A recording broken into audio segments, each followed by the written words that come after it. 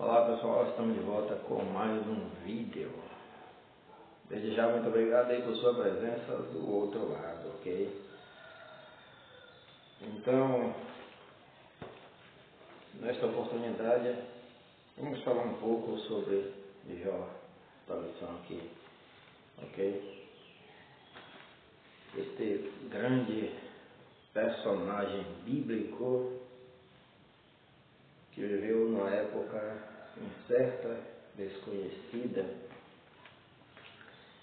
mas que é um grande exemplo de fé, de paciência e de fidelidade a Deus, certo? Este é um livro e um personagem emblemático quando se trata de sofrimento humano, das agruras humanas, ok? Este livro de Jó, este personagem chamado Jó. E logo aqui na introdução dessa lição diz o seguinte: neste trimestre estudaremos o livro de Jó, uma das obras mais fascinantes da Bíblia, certo? Mais fascinantes. O que é que causa tanto fascínio assim quando se lê a respeito de Jó, quando se ouve a respeito de Jó, quando se estuda a respeito de Jó? A sua resiliência, a sua paciência, a sua dignidade, certo? O seu caráter, a sua honestidade. Porque de beleza, de belo, nada existe nessa história desse grande personagem, certo? A não ser sofrimento, uns diálogos dele com seus amigos, ou dos seus amigos para com ele, um tanto controverso, certo? Mas Jó, no final, como é de se esperar de toda a história, sai vitorioso no final. Interessante que ele mantém a sua fidelidade até o fim, ok? Diz a Bíblia que logo no início desse capítulo, do livro, que Jó era o homem mais rico ali de sua região, certo? Um verdadeiro magnata que perdeu tudo, certo? E tem acontecido fatos semelhantes nos dias modernos, em que bilionários perdem tudo, milionários perdem tudo, certo? Mas motivos diferentes, motivos variados, certo? Não como Jó, que não se tem motivo aparente, principalmente o não desperdício dos seus bens e da sua fortuna, como tem acontecido em dias modernos, com muitas pessoas que às vezes eram milionárias que voltaram ao nada, ao zero, ok? E outros por maus investimentos, péssimas aplicações, certo? Sociedades que não lhe foram fiéis e assim acabaram ficando, digamos assim, popularmente zerados. O que não é o caso de Jó, apenas para fazer uma comparação e um paralelo com esta situação.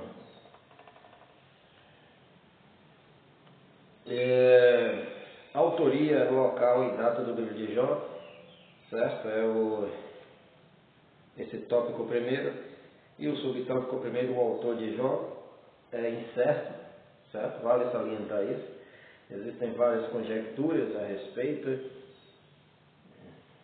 dos autores, dos escritores, mas o fato é que isto ainda é uma grande incógnita, certo?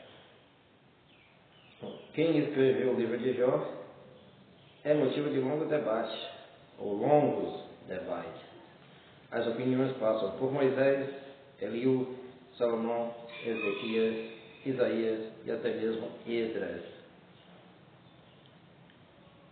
Ok? Os que não acreditam no mover sobrenatural de Deus sobre os autores bíblicos fazem do livro uma coxa de retalho, afirmam que se ele produção de vários autores e em diferentes épocas. Entretanto, o cristianismo histórico conservador não tem um livro de Jó como uma ficção religiosa, mas como uma narrativa poética inspirada por Deus e redigida por um único autor. A própria Bíblia não apresenta indicações do autor do livro, certo? Que não é assim um grande fato, uma grande descoberta, porque grande parte dos livros da Bíblia não trazem o seu autor, certo? Não mostra quem foi o autor, certo? Ou o autor não se identificava por questão de humildade, certo? Ou porque na época não era comum, como nos dias de hoje, certo? As pessoas que escrevem assinarem os seus escritos, ok? Então, ou uma coisa ou outra. Então, grande parte não trazem a sua autoria, o nome do autor. Então, isso não é grande novidade. E a grande controvérsia a respeito de vários autores é devido à diferença entre a introdução e o final, o prólogo, o epílogo e o meio, né? Os diálogos ali entre Jó e seus amigos, os amigos de Jó e ele, e o diálogo do próprio Deus com Jó e de Jó com o próprio Deus Jeová, certo? E também porque existe algo muito interessante, é que no início e no final fica claro, principalmente no prólogo, que o nome que mais aparece referindo-se a Deus é Javé, ou como popularmente se costuma chamar, Jeová, certo? Melhor dizendo, esse tetragrama, que significa o nome de Deus, aparece no prólogo, no início, mas nos diálogos o nome referindo-se a Deus, a designação para Deus é Shaddai e por aí vai, certo? Deus, o nome de Deus ali naquela região, nome semítico, certo? Então por isso se tem a opinião, certo? De dois autores. Na minha opinião, Jó, essa narrativa de Jó, na minha opinião, era passada oralmente, certo? E a respeito de um cidadão que realmente teve muitos bens e que passou por esses perrengues na vida. Realmente sofreu e no final foi abençoado por Deus, pois manteve-se fiel até o fim, certo? Como é sempre o costume, as histórias serem passadas assim. E o caso de serem poesias é outra diferença. O prólogo e o epílogo é em prosa, e o interior, o corpo é inverso, é porque sempre as histórias eram contadas dessa maneira. Isso ajudava a memorização dos fatos, certo? Contados em poesia, certo? E é algo que também não é muito de se estranhar, porque muitos textos da Bíblia, alguns profetas também são contados em versos, certo? Não só os salmos, muitas profecias são em versos. Isso facilitava a memorização por parte das pessoas, dos ouvintes, certo? Facilitava em muito a memorização. Então tem essa diferença da denominação de Deus, certo? Entre o prólogo e epílogo e o meio, o corpo ali do texto, certo? E por isso acham-se que alguns rabinos, escribas, mais tarde passaram esse texto, essa tradição oral, passaram por escrito, ou seja, escreveram, e aí, portanto, aí a diferença entre o prólogo, certo? A introdução e o epílogo, com essa diferença na denominação do nome de Deus, certo? O que parece bem aceitável, certo? Por assim dizer, bem aceitável, ok? E o que não causa nenhum estrago, não tira a veracidade, certo? Dos acontecimentos, dos fatos. A pessoa histórica de Jó, certo? Subtópico 2 aqui do tópico 1. Alguns autores bíblicos falam sobre a existência de Jó, ou falam como se ele tivesse existido. Então isso pode atestar a sua veracidade, ok? Mesmo que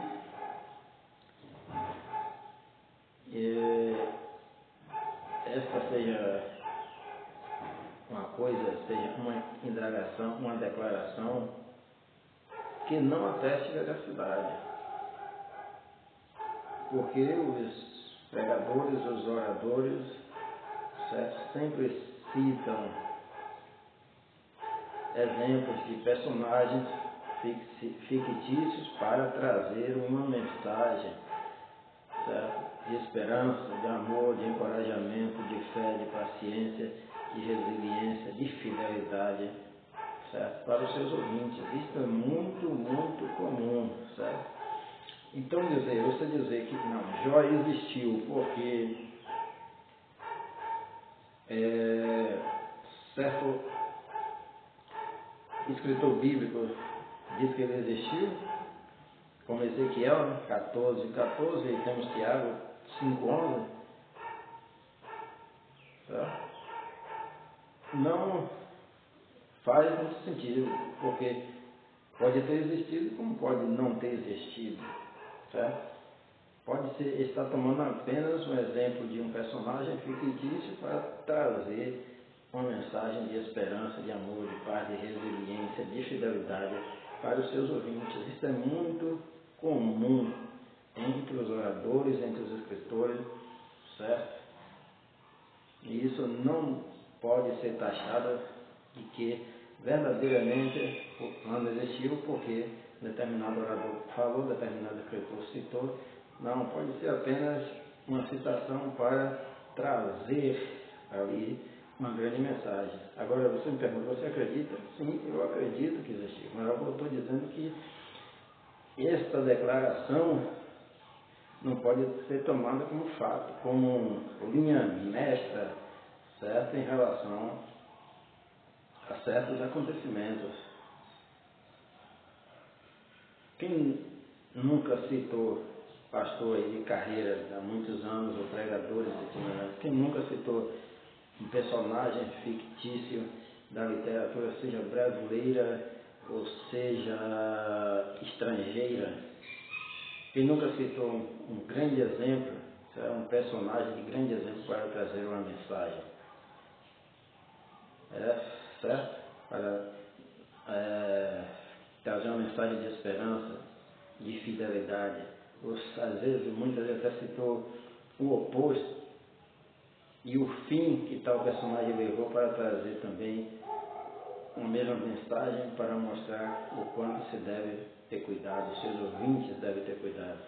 Então, eu creio na existência de Jó, mas não posso tomar essa declaração, não. Jó realmente existiu, é um personagem histórico, porque fulano de tal citou, porque escritor tal citou, porque Ezequiel citou e porque Tiago citou o seu nome.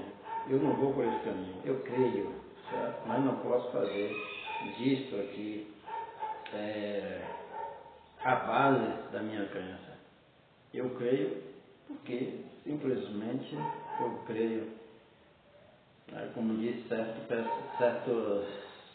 pessoa cristã, fiel a Deus, que viveu há alguns tempos atrás, creio, que ele diz, creio porque é absurdo, certo? Então eu creio porque creio, mas não porque fulano de tal simplesmente porque as citações são muito poucas e são muito reduzidas, certo? Mas eu creio na sua existência. E também o outro caso, a terra de Jó, também, pelo que se sabe, é citada apenas uma vez, certo? Depois do livro de Jó, que é Jeremias 4, 21, 25, 20, 21 e 25, 20, né? Ou seja, citada por um escritor. Então, é como alguém que leu o livro Utopia citar aquela cidade maravilhosa onde tudo é perfeito, mas fictícia. Então, isso aqui não chega, não é base, não é uma justificação, mas dizer, não, existiu, é histórico porque aqui tem a cidade, certo? É como você citar a cidade de Atlântida, ok? É mais ou menos ou é o mesmo caminho, certo? Mas se você pergunta, existiu? Você crê? Edmilson, com certeza eu creio que existiu um personagem histórico que foi fiel a Deus, certo? Que viveu nessa cidade chamada Uz, mas eu não posso ir por esses caminhos aqui já citados. A época de Jó, por exemplo, sobre o tópico 4, a maioria dos comentaristas situa as fatos narradas no livro de Jó dentro do período patriarcal. É algo também muito controverso, que não se sabe exatamente o seu período, mas deduz-se que foi no período patriarcal, ok? Ou seja, na época de Abraão, Isaac e Jacó, que foram os patriarcas, e que são os patriarcas do povo judeu, do povo hebreu, do povo israelense hoje, como se diz. Dentre outros, alguns fatos contribuem para esse entendimento. Ou seja, aqui ele cita os fatos que contribuem para esse entendimento. O sacerdócio como instituição ainda não existia, visto que Jó era o sacerdote de sua própria casa. Então, está colocando aqui personagem de Jó muito distante. Certo? Então, e há aqui um certo disparate. Se ele existia dentro do período patriarcal, como é que o sacerdócio não existia, se nesse período já existia aqui o Melquisedeque, sacerdote do Deus Altíssimo? Como não existia? Como existiu no período patriarcal? E logo em seguida ele diz, o sacerdócio como instituição ainda não existia. Se já existiu o sacerdote Melquisedeque, certo? Não não existia ainda o sacerdócio institucional hebreu, porque isto vai surgir mais de 500 anos depois. Veja então se o ser humano ficou sem sacerdotes todo esse tempo. Impossível, porque Deus não deixa o povo andar em vão de qualquer jeito. Deus sempre teve os seus profetas e os seus sacerdotes, certo? Sempre houveram sacerdotes, certo? E já existia o sacerdote Melquisedeque, sacerdote do Deus Altíssimo, ok? Quer ver mais? Lembre-se de Moisés, antes de tirar o povo do Egito, antes de instituir o céu, esse sistema sacerdotal lá no Monte Sinai. Quem Moisés encontra? É aquele que foi o seu sogro, que também diz a palavra que era sacerdote ali em Midian. Então veja que já existia. Então isso é muito controverso, talvez até polêmico. Você pode não concordar com minha ideia, certo? Mas Deus nunca deixou o homem andar desembestado, sempre teve os seus arautos, os seus profetas, os seus sacerdotes, certo? Mesmo que depois viesse a escolher um povo e aí instituir um sacerdócio, e aí ter que codificar tudo, que escrever tudo, certo? Fazer uma lei específica, mas o sacerdócio não começa daí, Deus não começa a agir daí, falar daí, a ter cuidado do homem a partir daí. Ele já tinha muito antes, certo? Ok? Ele diz o seguinte, que Jó era sacerdote da sua própria casa e as filhas de Jó eram coerdeiras juntamente com seus irmãos. Essa é uma questão um pouco também singular. Veja bem, era comum, muito comum, que os homens, os filhos homens herdassem, tivesse herança. A mulher, e aí as mulheres não herdavam porque mulheres casavam com homens. E casando-se com homens, esses homens eram herdeiros dos bens dos pais deles, certo? E eu tomei essa questão aqui de Jó como base. Não, as mulheres nessa época eram herdeiras, ou eram herdeiras, ou seja, quer dizer que num período de Israel como nação, já com um sacerdócio já instaurado, certo? Institucionalizado, a mulher não herdava, então quer dizer que houve um retrocesso. É impossível, você não pode ir por esse ponto que você está dizendo que então houve um retrocesso. Quando você lê esse relato aqui de Jó, você percebe que Jó foi pela contramão do que existia. E diz o texto que Jó também deu herança às suas filhas, ou seja, ele resolveu dar herança às suas filhas, ou seja, ele foi pela contramão daquilo que existia, certo? Da lei que existia, das normas que existia, foi pela contramão, certo? Da cultura que existia e da tradição que existia. E qual era a tradição?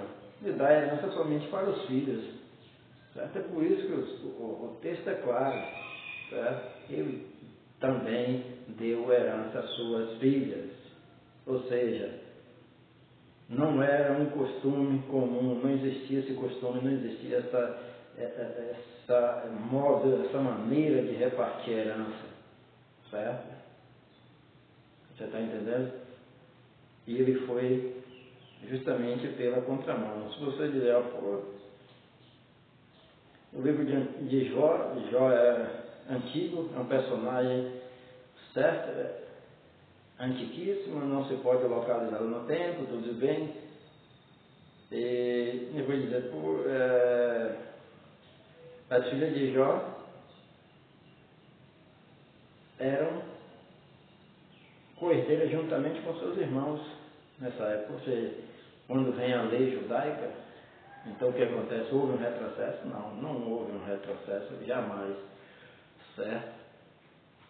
Não houve, porque temos um episódio das filhas de, talvez não lembro muito bem, de seus Zelofeade, que solicitaram a herança, certo? Do seu pai. Elas reclamaram que não tiveram herança, não tiveram sorte, e a partir daí houve a instituição dessa norma, certo? Dando herança a essas mulheres. Ok? Então vamos adiantar aqui um pouco: estrutura literária, poesia, prosa e poesia. Nós já falamos do início do livro, o final é em prosa, certo? É uma narração e no meio é poesia, tá? Nós já falamos um pouco sobre isso. Ok? A organização no texto em poesia, a seguinte organização: um monólogo feito de Jó, 3 ciclos. Isso aí é só lendo para entender. Nós já falamos que a prosa era usada muito comumente porque facilitava a memorização, muito melhor do que a prosa, porque também era cantada, certo? Ok? Então, poesia e prosa e poesia, certo? A abundância de figuras de linguagem, existem muitas figuras de linguagem, e aqui, cita aqui, que já usa a figura do vai e vem do tecelão. É muito difícil explicar isso, porque só tendo um exemplo mesmo físico, ou uma imagem do tecelão, do tecer, do fiar, para que se possa ter uma ideia, para significar aí a brevidade da vida, do vento, da nuvem, da sombra e por aí, e daí por diante, certo? Também na prosa, o nome que é dado a Deus é Javé, Jeová, e nos versos, na parte em poesia, é usado o nome Er, que significa Deus. Shaddai, mas nós daquela região, nomes semíticos para designar o Deus, certo? É uma coisa interessante que querem colocar, na minha opinião, Jó não era hebreu, assim como Abraão antes era caldeu, certo? E querem colocar Jó como um homem hebreu apenas para colocar Deus dentro de uma caixa, certo? Colocar dentro de uma caixinha que o Deus Israel, certo? Mas não é assim, não condiz com o texto realmente, não condiz com o livro, com essa escritura, certo? Porque Deus, ele não pertence especificamente a um único povo, ele é o Deus de todos, e é isso que o livro mostra, certo? Um homem lá perdido não sei aonde, certo? Não se localiza realmente, não tem, certo? Outro caso interessante, não fala sobre pai, nem mãe, nem ninguém. Mais tarde fala até de seus irmãos, que ele faz algumas doações, irmãos e irmãs, mas o restante é uma incógnita, certo? É um homem que representa todos os homens, que representa a humanidade, e que, antes da instituição desse sacerdócio dos judaicos, da religião judaica, vamos dizer assim como Melquisedeque, que era sacerdote do Deus Altíssimo, Jó como um homem simples, comum, certo? Como todos os homens, representando toda a humanidade, ele adorava e servia, certo? o Deus é altíssimo, o Deus eterno, o Deus que está sobre todas as coisas. É isso que o livro mostra, que muita gente não quer ver, que é apenas colocá-lo dentro de uma caixa judaica e dizer, não, esse homem era judeu, e esse Deus que agiu aqui é aquilo que costuma se chamar o Deus de Israel, ou é o Deus de Israel de mais nenhum povo, mas não é isso que está dizendo. Então, quando você tira essa denominação, essa classificação, você amplia muito mais, você abre espaço muito mais para colocar em todos os homens, toda a humanidade. Jó representando todos os homens, toda a humanidade, e servindo ao Deus que é de todos os homens, toda a humanidade, o Deus Altíssimo, assim como o sacerdote do Deus Altíssimo, Melquisedeque. Você está entendendo? Você está entendendo por que também a designação de Deus na parte em prosa aqui pode ser a parte mais original do livro, denomina Deus como Todo-Poderoso, como apenas Deus, como El.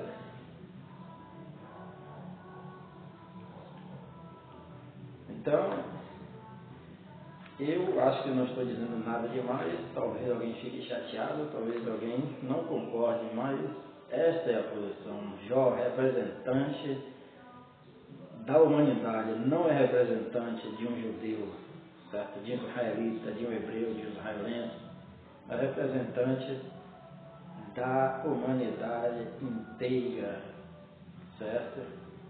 Que está à mercê dessas circunstâncias que ele passou, e somente Deus pode ser com ele, certo? Com todos os homens e mulheres neste mundo. Essa é a minha opinião. Então, estão querendo colocar, então isso diminui muito, certo? Se você colocar somente dentro do contexto judaico, porque se você ler direitinho o livro de Jó, você perceberá que não foi um personagem apenas um personagem hebreu. Não. Ok? Estrutura literária, já vimos. Natureza e mensagem do livro de Jó, tópico 3. Muitos acham que procura responder a questão porque os justos sofrem. Mas eu vejo diferente, eu vejo que ele procura mostrar esse livro, essa narrativa, que existe um Deus soberano nos céus que governa sobre todas as coisas. É isso, na minha opinião, que o livro mostra. Não tenta responder a questão do sofrimento humano, porque não responde a questão do sofrimento humano e não diz exatamente por que o ser humano sofre, por que o justo sofre, certo? Não responde essa questão, por que o justo sofre, né? E por que aquele que não é justo tem que sofrer? Não responde. Mas o que mostra é o seguinte: existe um Deus no céu, soberano, que tem o controle de tudo sob suas mãos. Nada acontece neste mundo, nesta vida, nesta terra, nesse planeta, certo? Se ele não permitir que aconteça. Você está entendendo? Se ele não permitir que aconteça, nada acontece, certo? Você viu os eventos naturais, de vento, de catástrofes, não acontece se Deus não permitir.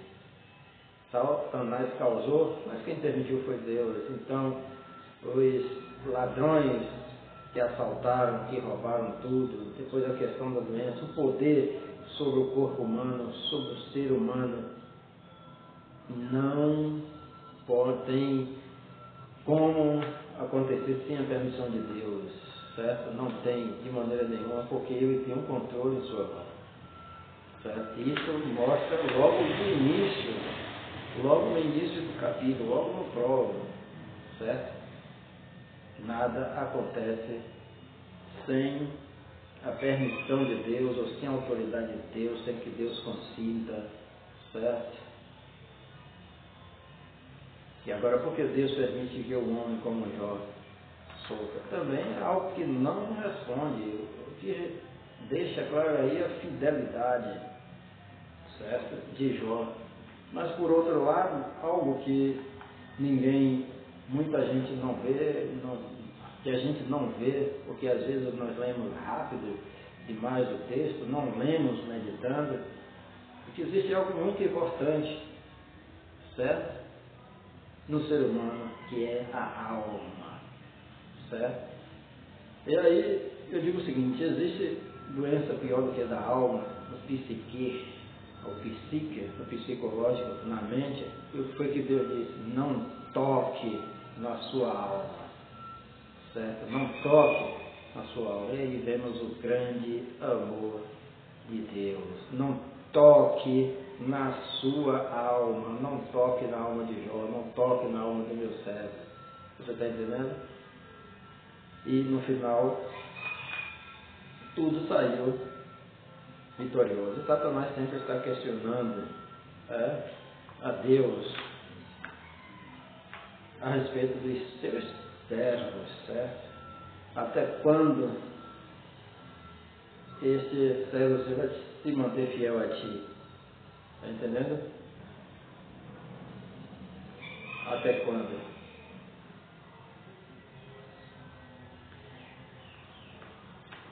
Ok. Sobre o tópico 2 e tópico 3, existe bondade desinteressada?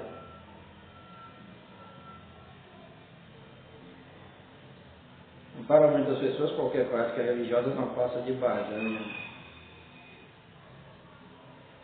Essa era também a tese do diabo. Para ele, Jó só permanecia fiel a Deus porque recebia benefícios em troca.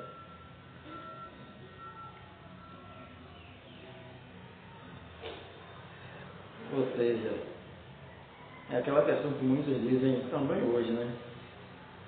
Que as pessoas são crentes, são religiosas porque têm medo de ir para o inferno. Ou seja, não deixa também de ser uma barganha. Certo? E partindo daí, Satanás exige provar a permissão de Deus para provar e experimentar Jó. Na verdade, ele não exigiu, mas ele disse: tu o cercaste de bens, depois também toca na sua saúde, pois ele diz a Deus: pele por pele, tudo que o homem tem dará por sua vida. Então, é uma situação complicada. Certo? É complicado porque às vezes acontece o contrário. Às vezes o indivíduo não tem nada, começa a sua vida religiosa na igreja, é muito bem chegado, sem nada realmente, e a partir daí vai subindo degraus cada vez mais altos, se torna grande financeiramente, com muitos bens, e aí abandona, certo? Ou seja, é o contrário de Jó, é o oposto de Jó, o antítipo de Jó, certo? Acontece muito isso, está entendendo? E às vezes acontece muito mais isso do que esse caso de Jó, certo? A pessoa começar do zero, depois se emprega, chega a chefe, às vezes chega a sócio de uma firma, começa a ganhar muito dinheiro em isso e aí abandona a fé. Acontece muito isso. Então Satanás é psicólogo, muito experiente e de carreira, pois já tem milênios, então conhece o ser humano. Ok? Então, o oposto também acontece. E número 3, pode o homem compreender Deus? Isso é impossível, meu irmão. Se você compreender Deus, Deus não é Deus, certo? Os últimos capítulos de Jó mostram os impactos que a revelação divina tem sobre os homens. Como Paulo, que foi verdadeiramente mudado quando contemplou o Senhor numa visão, assim também Jó é totalmente transformado quando contempla a majestade do Senhor. Jó foi transformado completamente. Como? Para pior? Porque Jó já era reto, íntegro, sincero, temente a Deus, desviava do mal. O que mais um homem precisa? Além disso, se ele foi transformado, então ele foi mais do que isso. Porque essa característica que a Bíblia dá no livro, que o próprio livro dá no início. Então ele foi transformado como? Dizer que ele foi transformado quer dizer também que tudo isso que aconteceu com ele aconteceu porque ele estava em pecado, em delitos, em agressões contra Deus, mas estava vivendo fiel. Ok? Então isso aqui eu acho que não condiz. O que passou é que ele começou agora a ter uma compreensão melhor de Deus, certo? E passou a ter uma compreensão melhor, certo? Porque reto, íntegro, reto, fiel, temente a Deus, que se desviava do mal. Assim também Jó é totalmente transformado quando contempla a majestade do Senhor. Como? Explique. Ele se tornou então super perfeito, então mais do que isso, porque ele já era isso. Ele já era um homem que é singular, que não se encontra o próprio Deus. Puxa, tem observado lá o meu servo Jó, certo homem íntegro, ele era homem. Meu Deus do céu, ele era homem, como todos os outros homens, com a diferença de adorar o Deus Altíssimo, reverenciar o Deus Altíssimo, com a diferença de ser íntegro, reto, temente, fiel a Deus, e que se desviava do mal, certo? E que se desviava do mal. Então, eu acho que essa parte aqui não condiz. O que ele passou para ter uma compreensão melhor, certo? Porque nós estamos sempre aprendendo, certo? Nós achamos que sabemos tudo, quando na verdade sabemos nada, sabemos quase nada, sabemos pouco, certo? E quando se passa por uma experiência tão grande com Deus, às vezes nós dizemos que saímos transformados ou mudados, certo? Ou seja, passamos a ter uma compreensão melhor, certo? Então o que Jó era, reto, íntegro, fiel, temente a Deus, que se desviava do mal, ele não poderia ser mais do que isso. Nenhum homem pode ser mais do que isso para ser transformado, para ser mais do que isso. A não ser que ele tenha sido transformado no anjo, certo? Mas não poderia ser que ele continuou vivendo nesta terra e venceu todas as dificuldades, todas as batalhas e continuou na sua fidelidade. A questão para Jó não foi tanto o entender a Deus, mas experimentá-lo. Viver e experienciar Deus mudou completamente a vida de Jó. É uma grande lição deixada por esse precioso livro. Dizer que Jó nunca experienciou a Deus também não convém, porque, meu Deus do céu, Deus dá um testemunho grande desse homem. Observar que no céu, como é que esse homem não experimentava Deus? Você pode dizer o seguinte: ele passou a compreender Deus melhor, as ações de Deus melhor, certo? Passou a entender melhor. Por mais que o homem seja fiel, o homem não está livre, certo? Das intempéries da vida, dos problemas da vida. Talvez ele pensasse isso, certo?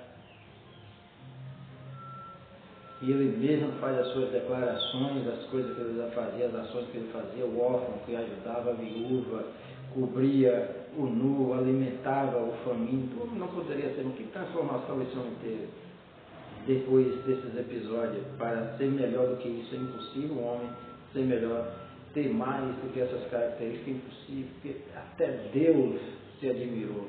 Até Deus se admirou e deu seu testemunho, certo? Testemunhou a respeito dele na frente do maior inimigo da humanidade, o arqui-inimigo de Deus e da humanidade, certo? Aí Jó passa a ter agora uma compreensão melhor da espiritualidade, das coisas da vida, de Deus, do agir de Deus, certo? Mas ele continua o mesmo homem, íntegro, reto, sincero, fiel, temente a Deus e que se desvia do mal. E talvez agora, Deus não mais iria dizer, e ninguém há na terra semelhante a ele, porque ele deixou um exemplo, deixou um legado, certo? Ele provavelmente deixou discípulos, provavelmente muitas pessoas agora iriam seguir o seu exemplo. Antes, na sua região, em termos de fidelidade a Deus, Deus afirma, e não há na terra ninguém semelhante a ele. Será que um dia Deus pode dizer isso de nós, em relação a ser fiel, temente, sincero, que se desvia do mal? Será? Infelizmente, nós temos muitos pecados. Infelizmente, temos muitos desvios, certo? Mas Deus é sempre misericordioso conosco. Ok? Muito obrigado. Quero deixar claro que eu creio na existência de Jó, creio na existência daquela cidade pura, certo? Muito embora eu vá por um caminho diferente, certo? Não costumo seguir a linha das multidões quando eu vejo que existe uma incoerência. Então, muito obrigado, certo? Logo, talvez estejamos de volta, certo? Talvez eu não quero ficar comentando essas lições que, certo, demanda muito estudo, certo? Texto da cultura do povo, da história, que demonstra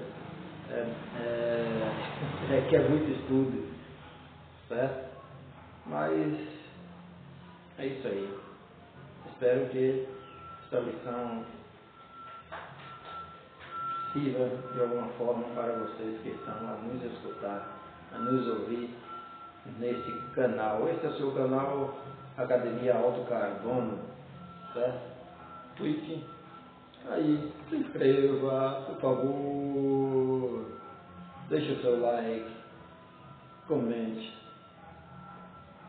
por favor, e compartilhe. Então, que Deus nos abençoe grandemente, abençoe todos vocês, e